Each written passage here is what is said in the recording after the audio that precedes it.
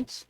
Estamos aqui de novo juntinhos em mais um vídeo do Direito ao Ponto com a doutora Gabriela Reis, que vai falar sobre alienação parental. Gente, é um tema bastante importante porque ele acontece demais, infelizmente. É um crime e ele acontece principalmente a partir do divórcio do casal.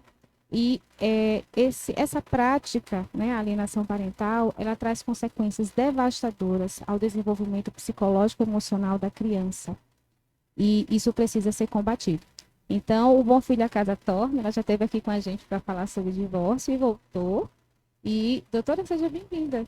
Muito obrigada. É um prazer estar aqui de volta e me coloco à disposição, porque realmente é uma coisa que eu gosto, é dividir o meu conhecimento na área de direito de família e sucessões com as pessoas. É isso, gente. A doutora Gabriela, ela é especialista em direito de família e sucessões, tá? E vamos direto ao ponto, né? Direito ao ponto. Doutora, o que é alienação parental? Eu vou te falar que esse tema é providencial, porque eu já fiz um trabalho de conclusão de curso nesse tema. Alienação parental é quando a pessoa que tem a guarda, a pessoa que tem a supervisão da criança, tem qualquer autoridade da criança, em geral, os pais colocam a criança contra o outro pai. Traduzindo, o que é isso? É a encheção da cabeça da criança com informações contra o outro genitor. Olha aí, gente. O Brasil é o único país que tem uma lei, gente, específica que criminaliza essa prática, que é chamada alienação parental, como a doutora acabou de explicar. Doutora, só os pais podem praticar só os pais podem ser os possíveis alienadores da criança e do adolescente, ou outro parente ali, né? Também pode ser considerado um alienador. Não, muita gente acha que só os pais podem praticar alienação parental, mas a gente não pode reduzir. Pais, avós, tios, pessoas que têm autoridade sobre a criança conseguem praticar alienação parental. O que a gente tem que se atentar sempre é que isso é um crime, ele não deve ser cometido. E se você percebe que tem alguém cometendo alienação parental com uma criança, o nosso dever é de resguardar a criança. Então, a proteção à criança tem que vir em primeiro lugar. Então, a lei ela foi criada com esse objetivo, né, de proteger a criança. Agora, imagine a criança ir para a casa do pai, né, ou vice-versa, e de repente, quando volta para a casa da mãe que tem a guarda, a criança volta toda estranha, não quer muita conversa com a mãe, né, fica arredia, distante, enfim. É justamente isso que eu quero saber, doutora. Quais são, por exemplo, o comportamento de uma criança que está sendo alienada? Porque é pelo comportamento, provavelmente, que vai ser identificado, não é isso? Isso. Na verdade, eu sempre digo que a gente tem que observar as crianças. Elas vão passar a soltar frases prontas de que meu pai disse, minha mãe disse, minha avó disse que meu pai não presta, minha mãe disse que meu pai não faz nada, meu pai disse que minha mãe é uma folgada. A criança vai ficar mais retraída em relação àquele outro genitor. Ela vai se recusar até alguns tipos de contato. Por exemplo, ela não vai ficar muito de aconchego, de abraço. Esses são alguns indícios. Pode ser que a criança não apresente nenhum desses indícios, até porque a gente precisa entender que essa criança está sendo vítima. E essa injeção na cabeça da criança pode trazer consequências que ela não vai saber lidar naquele momento. Por isso que ela fica retraída, por isso que ela acaba soltando. Mas a gente precisa entender que as crianças não sabem lidar com essa alienação. É, realmente, né, provoca efeitos devastadores, porque é o pai falando mal da mãe para a criança, né? E depois aí vamos dizer que a mãe também fale mal do pai para a criança. Imagine o conflito que essa criança ela é colocada, né? Duas pessoas que ela ama, porque ela ama o pai e ama a mãe, e fica um enchendo a cabeça da menina de um lado, o outro enchendo a cabeça da menina do outro, quando os dois realizam essa prática, né? Que é muito comum, né, doutora? Infelizmente, é muito comum. E se você me permite, eu vou fazer um adendo. A gente precisa entender que a criança já está passando por um momento difícil, conflituoso. O divórcio não é fácil para a criança. Ele não é fácil para ninguém. Na verdade, a gente precisa entender que o divórcio é um momento extremamente difícil e delicado para todos, inclusive para aquela criança. Então, ela já está passando por um momento delicado, aí vem o adulto da relação e começa a introduzir para aquela criança coisas sobre o outro genitor. E, normalmente, são coisas que são inverídicas, até para que isso destrua a imagem que aquela criança tinha daquele genitor. E a gente precisa entender que casamento acabou, a conjugalidade acabou, mas a parentalidade não acaba. Família é para sempre. Então, os adultos daquela relação precisam entender que eles estão ali também para proteger aquela criança. Então, se o adulto não está sabendo lidar com o divórcio, o indicado é que ele procure um tratamento psicológico para ele. E não que ele fique afogando aquela criança com informações que são inverídicas, com informações que não fazem bem àquela criança. Não transfira para a criança, né? O ódio que ele tem da ex-esposa ou vice-versa. E aí a gente observa, né, o nível, o alto nível de violência, gente, emocional e psicológica que os alienadores praticam com a criança. A gente já sabe que os alienadores não são só os pais, né, os possíveis alienadores, mas podem ser avós, podem ser tios, pode ser também, doutora, alguém que tem autoridade sobre a criança, que tem essa prática, essa pessoa vai ser considerada judicialmente como um alienador ou alienadora? Sim, se a pessoa tiver essa vigilância da criança, ela pode sim ser considerada uma alienadora. Ao passo que pessoas que têm essa vigilância da criança podem também ser usadas para identificar que essa criança está sendo vítima de alienação parental. Nós temos dois pesos e duas moedas. A gente tem que trazer essa pessoa para o nosso lado. Porque a criança, às vezes, chega na escola, na festinha de Dia dos Pais, e começa a demonstrar um comportamento que não está confortável com a festinha de Dia dos Pais. Sendo que nos outros anos aquela criança era super empolgada com aquela confraternização, fazia lembrancinha com maior amor. E agora a criança está se mostrando reticente àquilo. Então, tem alguma coisa errada. Então, tem casos de que a escola percebe, a escola chama a mãe ou o pai para conversar sobre o comportamento da criança e acaba se identificando que essa criança está sendo vítima de alienação parental. De acordo com a Lei 12.318, que é a lei, né, da alienação parental, de acordo com essa lei, doutora, quais são as condutas que caracterizam uma pessoa como alienadora ou alienador de uma criança? É quando essa pessoa, ela inunda a cabeça de uma criança com informações contra um dos genitores. Essa lei é uma lei recente, uma lei que tem 12 anos, mas ela traz no seu bojo que é considerado um ato criminoso você inundar aquela criança com informações que vão fazer com que ela desmanche a visão que ela tinha daquele genitor. Por exemplo, um pai que encontra a ex-esposa numa festa dançando, ele faz um vídeo da ex-esposa dançando, se divertindo, até com um colega, por exemplo, de trabalho, e aí manda aquele vídeo para as filhas, dizendo, olha aí tua mãe como tá aí, olha o que ela quer aí, ó, por isso que separou de mim. Isso já é uma conduta que caracteriza a alienação parental?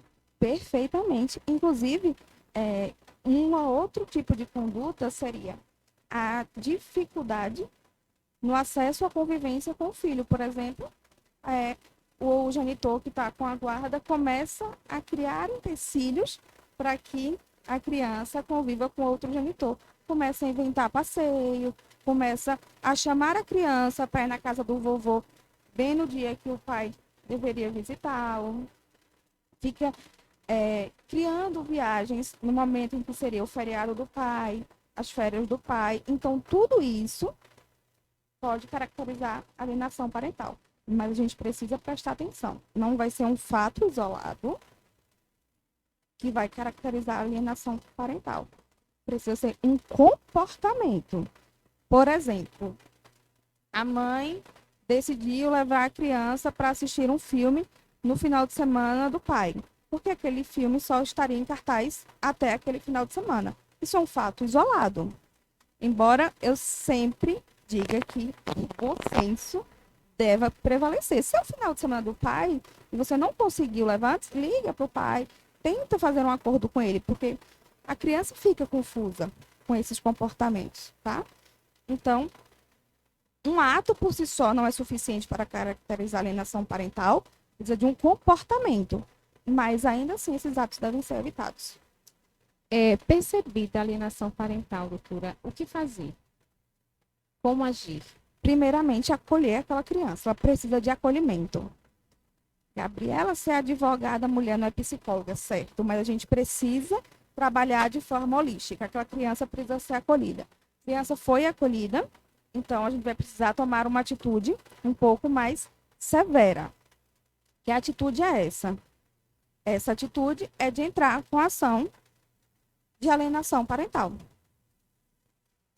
Inclusive, eu quero perguntar, a senhora está tendo um caso na novela das 9, Travessia, em que o casal conviveu, né? De repente ela desaparece, enfim, ela volta, ele estava noivo de outro, eles vivem um conflito, né? Que é o Tonho é a criança, a Brisa é a mãe, e eu me esqueci do nome me perdoe, do ator, do personagem que faz o pai da criança. Me esqueci. Uri, acho que é Uri, algo assim, gente, perdão. E essa criança, ela está sendo vítima de Ari, ela está sendo vítima de alienação parental, doutora? Perfeitamente. Infelizmente, o Tônio está sendo vítima de alienação parental. Inclusive, é importante a gente falar sobre isso, porque quem está cometendo alienação parental não é só o pai. A avó paterna também está sendo uma alienadora. E por vezes a gente acha que só o genitor pode ser alienador, mas não. A novela está aí para ilustrar muito bem tudo o que a gente está falando hoje. O Tonho, ele está sendo vítima de alienação parental, tanto por parte do seu pai, quanto por parte da sua avó paterna. A mãe do pai. E o que a gente observa é que as pessoas, por desconhecer a lei, muitos não sabem que é um alienador, não é isso? E a gente precisa saber, gente, que o fato de alguém não conhecer a lei não vai isentá-la, não vai impedir, né? Ou seja, o desconhecimento não é proteção, a pessoa vai sim ser punida, né, com os rigores da lei, mesmo não sabendo. Daí a importância de se conhecer, né, a lei da alienação parental, porque eu acredito que podem ter genitores ou até tios, avós, que praticam alienação parental e não sabem. Com certeza, na verdade, muitos praticam alienação parental por transferência de sentimentos. A pessoa está magoada, a pessoa está frustrada, a pessoa está sofrida e acaba, como ela não quer ter aquele contato com aquela pessoa, querendo que o filho também não tenha. Por isso que ela acaba evitando que o filho esteja disponível para ter o contato com o outro genitor. Por isso que ela acaba fazendo comentários que não deveriam ser feitos de forma alguma em relação àquele genitor para o filho. Então, muitas dessas pessoas podem cometer alienação parental sem saber que estão cometendo alienação parental. Podem até reconhecer que o seu próprio comportamento não seja lá dos melhores, não seja lá muito saudável, porque está sofrido, está magoado, mas não reconhece que é um crime. Acolhida a criança, doutora. Se, por exemplo, o genitor pratica alienação parental, a mãe identifica, percebe, e ela quer fazer uma denúncia, como é que ela deve proceder? Primeiramente, ela deve procurar ou a Defensoria Pública ou um advogado e relatar o que está acontecendo, para que faça se a primeira análise, se aquilo ali tem sido de forma reiterada, se tem sido um ato. Entrar com uma ação de alienação parental é muito importante para que haja, quando muito grave, principalmente a autoração de guarda ou uma convivência assistida. A gente precisa entender, Solane, que o mais importante de tudo é que aquela criança esteja protegida. Então, a gente tem que incentivar o convívio dela com outro genitor, mas somente enquanto aquele convívio seja saudável e faça bem. Se o genitor está cometendo alienação parental, aquele convívio tem que ser diminuído ou até evitado durante um curto espaço de tempo ou mais tempo, caso seja necessário. Então, o alienador, ele pode perder a guarda, ou então ele pode continuar tendo a guarda, mas essa guarda assistida, que seria a criança visitar esse genitor, né? Vamos dizer que seja o pai que tenha praticado a alienação parental. Então, a criança ela vai visitar o pai, mas acompanhada de uma assistente social, é isso? Isso foi até uma alteração recente desse ano na lei de alienação parental, que os encontros poderiam ser realizados no fórum onde tramita aquele processo. Fórum é o melhor lugar para se ter esse convívio? Não, mas é o que está colocado em lei hoje. Talvez essa lei precise de mudanças e adaptações. O fórum é um local frio para um contato familiar. Talvez a gente consiga achar um local melhor e mais adequado até para uma reconstrução de laços, uma reconstrução de confiança, de afeto, né? Mas o que está posto na lei é isso. E essa operação é recentíssima, é desse segundo semestre já. Olha aí, né? Então, ou perde a guarda ou passa a ter, né, a visitação da criança no fórum assistida. A senhora acredita que a denúncia é a melhor forma de impedir o alienador de continuar com essa prática? Com certeza. Eu acho que a denúncia é necessária, não é uma escolha, não é uma opção. Você identificou que a criança está sendo vítima, você identificou que o seu sobrinho, seu filho, seu neto, seu vizinho está sendo vítima, você precisa denunciar, porque a criança ela não sabe se defender. A criança precisa de alguém para defendê-la. Quando chegam para mim com um caso desse, eu sempre digo: você agora é o responsável por defender essa criança, porque ela não sabe fazer isso sozinha. Então você precisa lutar com unhas e dentes para defender essa criança. Para manter a integridade psíquica e emocional da criança, né? Porque assim, traz efeitos devastadores que a criança vai levar muitas vezes para o resto da vida, ou por um bom tempo, né? E às vezes as consequências são percebidas, gente, mais tarde. A verdade é para minimizar o que já aconteceu, né? Porque talvez aquela criança já tenha marcas e feridas que não consigam mais ser apagadas, mas a pessoa vai conseguir minimizar esse estrago, porque a criança vai certamente precisar de um acompanhamento psicológico no futuro. A senhora, como combater essa prática, doutora? A senhora acredita que, além de informação, né, que outra, vamos dizer assim, conduta a gente pode ser utilizada para combater essa prática de alienação parental nas famílias? Eu acho que, fora a informação, é necessário que a gente entenda que o divórcio ele é devastador para todo mundo. Então, se a gente conseguir ter um divórcio menos sofrido, menos dolorido, as práticas de alienação parental serão menores também. Porque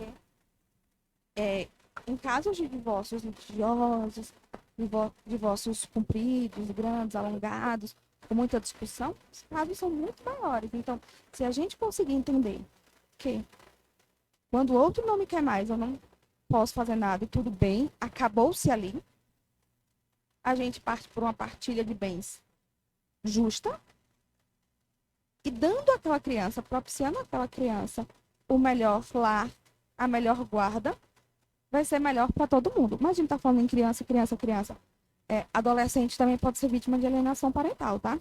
Talvez o adolescente já tenha um pouco mais de maturidade e ele mesmo consiga perceber em algum momento que ele foi vítima disso. Mas aquela criança, quando está sendo vítima, aquele adolescente, quando está sendo vítima, ele não tem essa clareza. É porque eu sempre falo, a vítima, ela não sabe que ela está sendo vítima. Depois ela se percebe vítima, mas no momento em que ela está sendo vítima, ela não sabe. Então eu falei criança o tempo todo, mas coloque-se também adolescente. Então os pais precisam entender que a conjugalidade ela pode acabar. Quando o outro não te quer mais, ela pode acabar. Mas a parentalidade, a família nunca vai acabar. Então vamos fazer um divórcio mais respeitoso, um divórcio que traga muito menos feridas. O divórcio vai ser fácil? Dificilmente. Dificilmente o divórcio vai ser fácil, porque eu acho que todo rompimento merece o seu luto, merece aquele momento de você conseguir se reconstruir. Mas ele pode ser muito menos dolorido do que os divórcios são atualmente. Existe algum outro tipo de punição para o alienador, de acordo com a lei, além da possível perda da guarda assistida? Sim, tem prisão e multa. Agora, o comum é esse? Não. Tá? Não é. O comum é retirar a guarda. A inversão da guarda ou a visitação assistida. No caso, procura-se o menos danoso, né? A criança já está sofrendo muito. Imagina trazer ainda mais um sofrimento para essa criança. Então, a gente tem que ir por aquilo que vai machucar menos. Quais as consequências, doutora, assim, a senhora que já atua na área de família há algum tempo, né, para essa criança e adolescente que sofre alienação parental? Olha, eu vou te falar que essa lei é nova, mas a gente já consegue identificar adultos que não conseguiram superar as marcas que foram feitas quando eles foram vítimas e eles trazem para os próprios relacionamentos questões atinentes à alienação que eles sofreram quando eram crianças. Inclusive, é o risco de uma depressão, né? Uma depressão, são adultos que não conseguem confiar nas outras pessoas, porque aquela pessoa que ele confiava criou uma imagem completamente deturpada do outro. Como é que você vai confiar? A gente tenta falar de uma forma mais sutil, mas depreciar alguém que uma criança ama, admira, respeita e fazer com que ela perca essa admiração, esse respeito, é extremamente danoso para essa criança. É danoso também, que a gente aqui não está falando tanto, para o genitor. Ou seja, o outro genitor também é vítima, né? Com certeza, com certeza. Doutora, existe alienação parental com idosos também? Porque, assim, os idosos, eles também são vulneráveis, né? Considerados vulneráveis, vamos dizer assim. Em virtude do seu, vamos dizer, seu estado já, né, avançado, né? Também vulnerável no sentido assim, deixa eu tentar me explicar melhor. No sentido de defesa, eles não conseguem também se defender mais. Existe a alienação parental com idosos? Não especificamente, porque a lei trata especificamente de criança e adolescente. Mas esse movimento a gente vê sim. Tanto que a gente precisa entender que o Estatuto do Idoso, assim como o ECA está para proteger a criança, o Estatuto do Idoso está para proteger o idoso. O idoso ele precisa ser protegido e defendido porque ele tem certa vulnerabilidade emocional. Então, não existe na forma que está na lei, porque na lei trata especificamente de criança e de adolescente, mas o comportamento existe sim. Cabe dano moral? E às vezes, quando dói no bolso, é que a pessoa sente, né? Às vezes eu fico pensando, se a gente talvez difundisse que alienação parental causa um dano moral, as pessoas parassem para refletir sobre o próprio comportamento. Será que eu estou cometendo alienação parental e isso aí pode mexer no meu bolso? Talvez. Mas é importante a gente saber, alienação parental causa dano moral sim. O que eu observo na realidade, né, eu já presenciei situações em que eu observei a alienação parental, é que geralmente tem genitores que percebem, né, que o outro está praticando alienação parental, mas ele não toma nenhuma atitude, né? Porque, no fundo, não quer confusão, eu não quero que as crianças presenciem mais uma violência, que eu estou me colocando contra o pai, enfim. O que a senhora indica, doutor, nesses casos? Porque, como a senhora colocou muito bem, é, o genitor que identifica a alienação parental, ele deve, com unhas e dentes, defender a criança ou adolescente que não sabe se defender. Até porque está sofrendo violência de alguém que ama contra uma outra pessoa que ama, né? O que a senhora indica? Imagine que conflito. Mas os genitores às vezes chegam para mim dizendo: eu não quero que o meu filho sofra mais, por isso vamos deixar do jeito que está. Não, ele está sofrendo pelo que está acontecendo. Então você é responsável, sim, por defendê-lo. Não estou preparada psicologicamente para isso, porque eu também estou sofrendo com o meu divórcio, com o meu término, com tudo isso. A gente precisa procurar ajuda psicológica. Você pode procurar uma psicóloga pública, uma psicóloga privada, pelo convênio. Normalmente os convênios têm psicóloga, mas é importante que você esteja forte para você lutar pelo seu filho. E nesse momento ele não tem forças e ele não sabe lutar por ele sozinho. E eu entendo, de verdade, que o genitor que acabou de passar por um divórcio está sofrido, está passando por um momento que também é difícil para ele. Mas avalie a criança. avalie a criança, né? Que não sabe se defender, que muitas vezes não consegue nem identificar. Ela sabe não que quis aquilo o não é divórcio. bom, exatamente, que não quis o divórcio, que não pediu nem para nascer, Não né? quis o casamento, não quis nascer, não quis o divórcio, não Isso. quis nada. E é quem mais sofre, na verdade, né? Quando o divórcio é bastante mal resolvido, vamos dizer assim. Eu penso, a senhora, por favor, me corrija se eu estiver errado, que a alienação parental ela pode acontecer dentro também de um relacionamento conturbado. Os pais não são separados, mas convivem. Isso também se caracterizaria ainda show. Mas é isso aí. Alienação parental, doutora. Isso é muito mais comum do que você imagina. Eu acho que você deve até conhecer casos de quando a mãe chega em casa e fala, seu pai que não faz nada. E a criança acha o pai fantástico. E a mãe fala que o pai não faz nada. Ou então o pai que fica, sua mãe só gosta de festa, olha a vida que ela quer. Então a criança vai trocando a imagem que ela tinha por imagem deturpada. E assim, atinge crianças e adolescentes. Mas vamos pensar numa criança que está formando a personalidade dela. Imagine uma criança formar a sua personalidade no meio de um caos que é ser alienada. Eu não sei nem imaginar as consequências que essa criança vai ter para a vida inteira. Realmente. A senhora já cuidou de algum caso, sobre algum caso em que a acusação de alienação parental foi falsa e que isso foi utilizado pelo genitor para tentar tirar a guarda do outro? Infelizmente, sim. É, eu sempre digo que existem pessoas que vão sempre usar as coisas para o mal. Então, falsas acusações de alienação parental existem muito. Falar a verdade é alienação parental? Não é. Mas a criança precisa estar sendo colocada naquele ringue? Não precisa. Então, se o pai é um pai que não procura criança, o pai não vai, é necessário que a mãe todo dia diga: seu pai esqueceu de você, tá vendo? Seu pai não vem lhe ver. Vixe, Maria, não sei quantos dias tem que seu pai não liga pra tu. Precisa? Não precisa. É uma verdade? É. É uma alienação parental? Não. Mas a criança não precisa estar naquele ringue.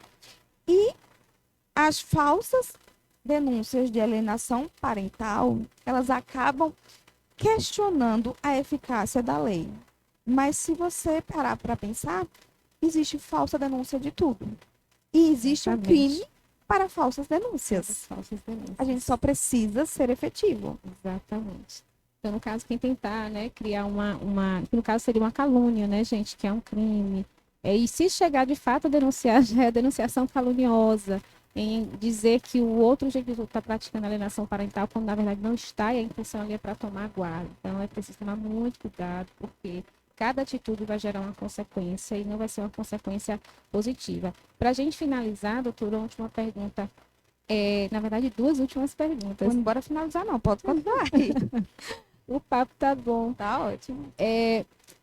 Quando acontece uma denúncia, a criança, os genitores ou a pessoa acusada de praticar alienação parental, ela vai ser avaliada? Existe um acompanhamento para se analisar aquela situação?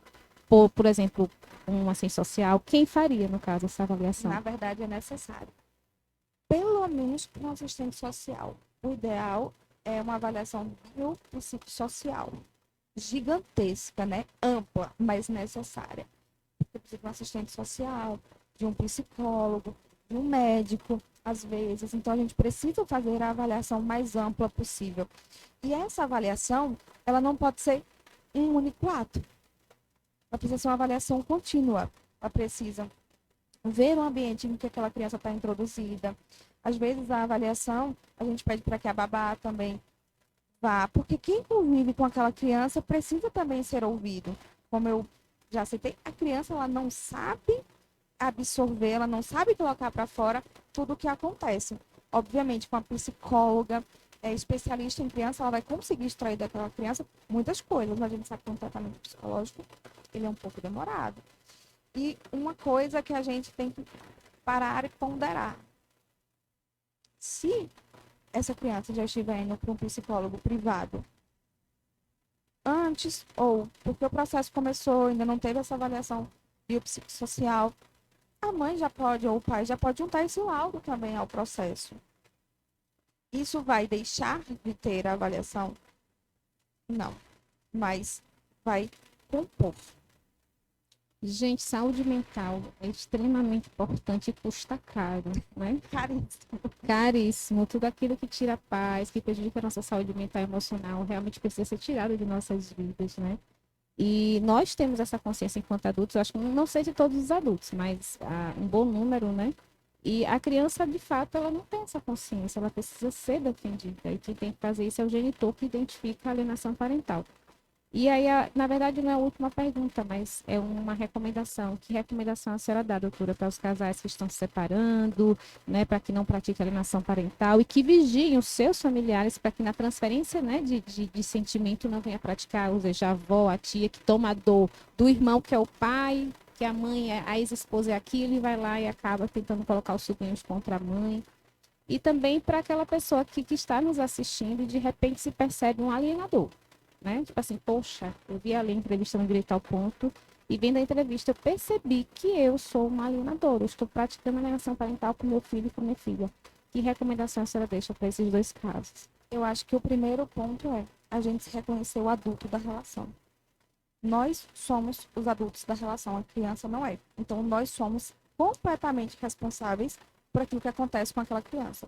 Eu escolhi me divorciar, então eu preciso fazer com que o divórcio transcorra da melhor forma possível para o meu filho. Se eu não estou fazendo isso por mim, se eu não me respeito, que eu respeite o meu filho. Eu sempre digo que a família é como se fosse um jogo de futebol.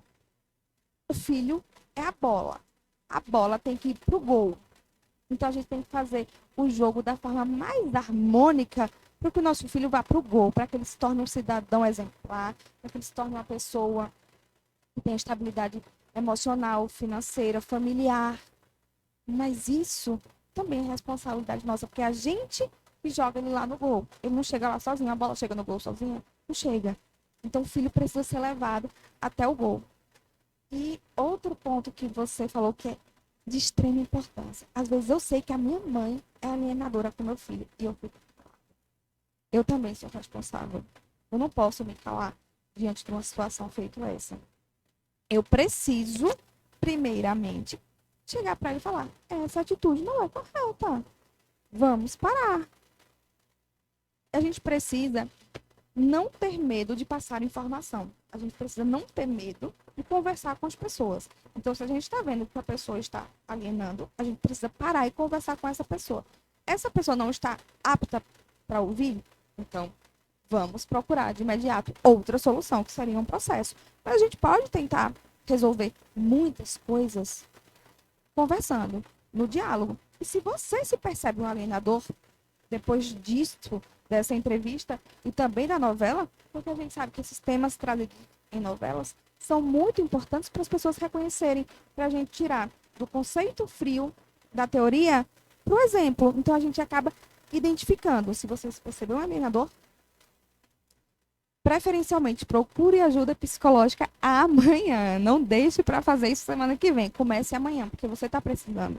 Você está transferindo para um filho seu, para um sobrinho, para o neto, uma dor que é sua. Então, você precisa parar e curar a sua dor, para que você pare de fazer essa transferência. É isso, pessoas feridas ferem pessoas, né? E é importante que as pessoas se percebam, né? Ou você percebendo o outro e você alerte, para que o outro cesse com a prática, passe a se cuidar. E é isso, vamos cuidar da saúde mental das crianças, saúde mental e emocional, porque os prejuízos são devastadores. E como a doutora explicou, existem crianças que crescem, se tornam adultos com problemas sérios emocionais, né? Eu quero agradecer a presença aqui da doutora mais uma vez, né? Sempre trazendo informações importantíssimas. E aí vocês, se tiverem curiosidade, gente, pesquisa a lei, tá? Lei 12.318 de 2010 e se aprofunda um pouco mais, tá? Qualquer dúvida, pergunta aqui no canal que a doutora vai responder a vocês. Doutora, sempre um prazer, viu? Prazer é todo meu. E é importante trazer informação, porque a informação liberta. Então, a pessoa tem a informação de qualidade, então agora ela vai poder identificar esses comportamentos e tomar uma atitude. E nada custa tão caro como a nossa paz, né?